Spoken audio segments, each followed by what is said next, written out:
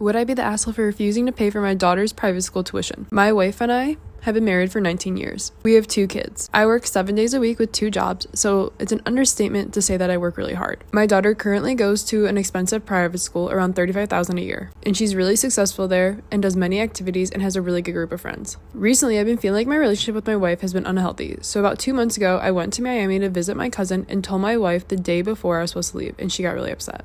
Ever since I come back, things have changed. My wife and I don't talk about the week, the day, or anything, just about bills and who's picking up each kid. My daughter is incredibly rude. She doesn't talk to me as much, and her attitude whenever I ask her to do something, she just rolls her eyes. She also doesn't clean her room, and it's always incredibly dirty. I feel like she looks down on me. After much thought, I've decided to stop paying her tuition, as she's so disrespectful, and I'm working daily so she can go to that school. This morning I told my wife, and we got into an argument, and she says it's because I don't interact a lot with the kids. I told my daughter if she shapes up her act, then maybe I'll consider it. You could have a photo of their dead daddy? Am I the asshole for telling my husband to stop trying to parent my kids through their dead dad? He's probably like, your father wouldn't like this. Your father is disappointed in you. And that is traumatic. That is not okay. That is bad parenting. But let's see what's going on. I, 36 female, lost my late husband years ago. I'm now married to my husband of 2 years, Jason. He loves his stepkids 9 and 6 and does a lot of things with them. However, he started doing something lately that I find weird and unacceptable. Whenever one or both kids do something wrong, instead of giving out proper punishments that we both agreed upon, he'd grab a photo of my late husband and start addressing it, complaining about the kids' behaviors while the kids stand and listen. You could have a photo of their dead daddy and tell them they're being bad kids? That is like next level fucked up. That is like traumatic. That is going to cause them psychological issues in the future. He then proceeds to tell them that their dad is mad at them and is disappointed they did this or that. I'm aware of the psychological impact this type of discipline can have on them. The kids would sometimes feel so guilty they'd start crying, then ask if dad is really disappointed in them because their stepdad told them he told him that. So now he can talk to the dead too? I told him to knock it off several times, and last night I blew up on him after I found out he told my daughter that her dad said he'd disown her if she did X thing again. Her dad's dead! Why are you weaponizing his death to his kids? That is so fucked up. I told him he was going too far and is causing huge damage to the kids and tainting their memory of their deceased father. He was like, this way they'll learn, and if they really love their dad, then they'll behave. I said, listen, the kids love and will always love their dad, and what you're doing is causing damage to their love and remembrance for their dad. He said I was overreacting, but I argued that I already warned him. He said something about him being a parent too, and that I have to respect his parenting and stop trying to act like the cool parent and to step up instead. He then went outside and stayed gone for hours. My sister said I'm being unfair to my husband and that he clearly cares about the kids, otherwise he wouldn't care about them, correcting and never repeating their mistakes. So, am I the asshole for my reaction? Okay, I'm sorry. If anyone agrees with this type of parenting style, you need help. This is not okay. If someone did that to me, if my dad was dead, I'm 26. If someone was like, Malala, this is your father, and he's disappointed in you, I would cry. I would feel like shit, and that I'm an adult. These kids aren't even fully developed, and you're giving them that type of trauma. My neighbor cut my trees. About a month after I moved into my new house, my neighbor cut half a dozen old growth trees, 12 to 23 inch diameter and cold weather climate, near the property line.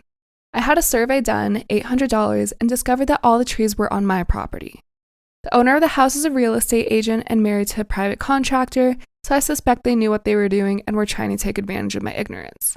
I have their email address from the HOA, and I'm wondering if I should write a demand letter and send it in certified mail, email and ask what is going on, or hire a lawyer. State laws suggest that I'm entitled to 3 times the value of the trees, but I don't even know how to value the trees. I wouldn't have cut them, now I have to look at my neighbor's house instead of the trees. I rented a dumpster to accommodate the waste that will be generated by some landscaping and construction projects I'm about to get started. It arrived on Friday. On Saturday night, the guy across the street from me dragged a bunch of large furniture and assorted smaller items out of his garage and tossed them into my dumpster. There's enough shit to have filled roughly 3/4 of the dumpster. My security cameras captured the entire thing. I've saved the footage and backed it up. My neighbor denied everything, and when I told him that he's got to get his shit out of my dumpster. He became belligerent and threatening when I mentioned the footage, then slammed the door in my face. His perspective is that it's not on his property, so it's not his problem. My mother-in-law ruined my hair. When I was younger, I dealt with a lot of crappy situations. My only real escape from that was my hair. I know how silly that sounds, but it is what it is. When things started to fall apart, I'd turn to my hair and use it as a medium to control and reflect how I'd felt. I'd cut it, dye it, style it, weird whatever, and it would make me feel better. In 2011, I gave myself an 80s-like purple mohawk that involved shaving off a good portion of my hair. This was the last time I truly felt like I was in control of my life. Since then, I've let my hair grow without much messing with it other than the regular maintenance. This year, after the birth of my third child, my hair reached the length of my thighs. To me, my long, beautiful hair is a reflection of how far I'd come with my overall mental health and happiness. It's very, very important to me. This brings me to now. With 3 children under 5, my long-ass hairstyles in either a pony, braid, or a bun. Little hands tend to pull on it otherwise. This fact, for some reason, has been extremely annoying to my husband's stepmother. Every time I'd see her, at least once she would bring up what a waste my hair was on me, she would tell me that a mother shouldn't have had a rat nest, like I have, or something snide like that. She's annoying, and I ignore her for the most part because she just wants attention and I won't give it to her. Until yesterday. Sitting on my father-in-law's couch, breastfeeding my youngest, having a pleasant conversation with my dear husband and father-in-law about what we were watching on the TV. I felt a tug on my hair, and before I could pull completely away, I heard the scissors close. There's my mother-in-law and my 4-year-old standing behind the couch, both laughing as she holds a large portion of what was my bun.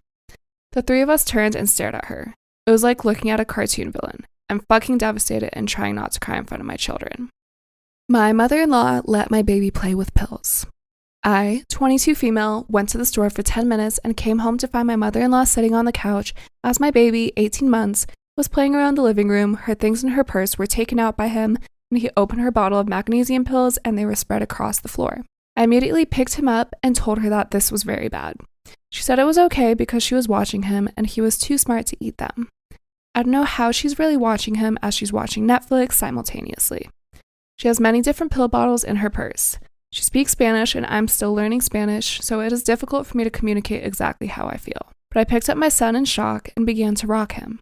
I then texted my husband and told him what happened, and he immediately called her and they began yelling. She said how she hates that I never tell her, only him. I did tell her that it's not okay, but couldn't communicate exactly how I felt. She was very angry and was cursing in Spanish and stormed out.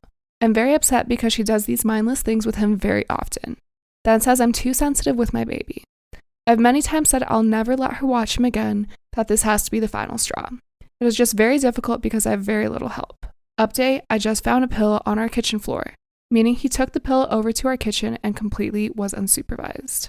I have 2 daughters named Kate, 23 female, and Alexa, 16 female. For starters, Kate lives with me rent-free and bill-free. She used to live with her mother full-time, but her mom kicked her out when she was 18. I don't blame her mother though. Kate was absolutely terrible in her teenage years. She was rude, disrespectful, and would steal, smoke, skip class, etc. Kate barely finished high school and was put in continuation school. Since this though, Kate is doing a lot better. She didn't want to go to college, but she works at a fast food restaurant and is saving up for her own apartment. Alexa, on the other hand, is the opposite. She's amazing in school, works, volunteers, and still has time to do sports and clubs. I'm extremely proud of her and I feel as if she was too much pressure on herself. Me and my girlfriend decided to surprise her on a vacation. Alexa has always wanted to go there and it wasn't as pricey as we expected. We planned this in early October. I told Kate about the vacation and asked if she wanted to come, but she would have to pay for her own ticket. She said yes and would give me the money before Halloween. Well, she never gave me the money, even after being reminded. So I booked the trip November 1st for the 18th to the 21st. I told my daughter this Sunday at dinner and she was very excited. Kate then said, "You'll have to cancel and hope they refund. I work those days." I told her that she wasn't coming since she didn't pay. She was confused and thought I was paying for her. I told her that she was an adult who worked and lived free. Why would I pay? She got upset and said that because I'm her daughter and that I was paying for Alexa, so why not her? An argument then happened which resulted in Alexa and Kate crying and Kate saying that she hated me. Kate has been ignoring us until we apologize and pay for her ticket, which I won't. Well, yesterday Alexa sent me a link to a video on TikTok where it shows Kate crying and explaining the situation. But she lied about a lot of things in the videos and made Alexa and I look like the bad guys. The video got a lot of attention and support. She even opened up a GoFundMe where she received $500. I showed my girlfriend and we were both livid. Alexa was also very upset about the comments which fueled my anger. When she came home, a huge argument broke out and I basically kicked her out for the week. She's been posting on social media platforms talking about me, my daughter, and my girlfriend. My daughter even got some nasty messages on her social media. My girlfriend told me I'm right on this, but my daughter told me that I should just pay for her ticket. So, am I in the wrong for refusing to pay for my daughter's plane ticket, but paying for my youngest daughter who this vacation is dedicated to?